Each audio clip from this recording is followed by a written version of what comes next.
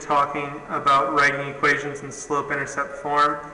And just to remind you what slope-intercept form is for the warm-up, go ahead and write an equation in slope-intercept form with a given slope and y-intercept.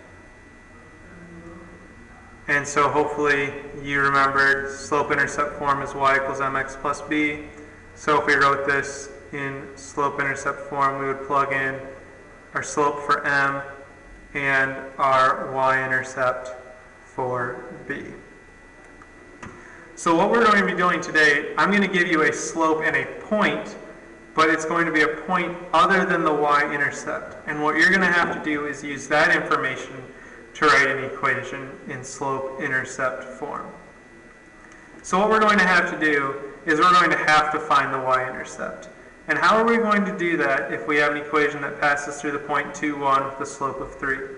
Obviously, we can see this is not a y-intercept, so I can't just go right to this form y equals mx plus b, because I don't know what b is. However, I do know what my slope is, so let me just do one step here. I'm going to substitute 3 in for my slope and rewrite the equation. Y equals 3x plus b. And now I'm not done yet because I don't know what b is. But what I can do is I know at a specific place in time what x and y were. I know at some point on this line, x is going to equal 2 and y is going to equal 1 with this slope of 3. So what I can do, I can use this information and take this equation and substitute 1 in for y and 2 in for x. Now, why would I do this? I do this because now the only variable I have left is b.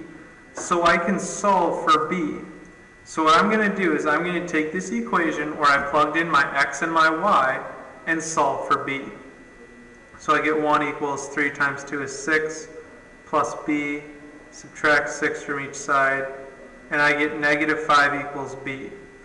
Why is it useful that I know what b is? Because now I know everything I need for slope-intercept form. I know my m is 3, and now I know my b is negative 5.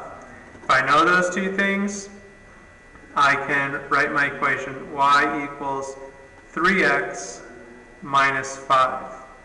Now notice, when I actually write my equation, I don't plug in for y or for x. I only do that when I'm trying to find my y-intercept.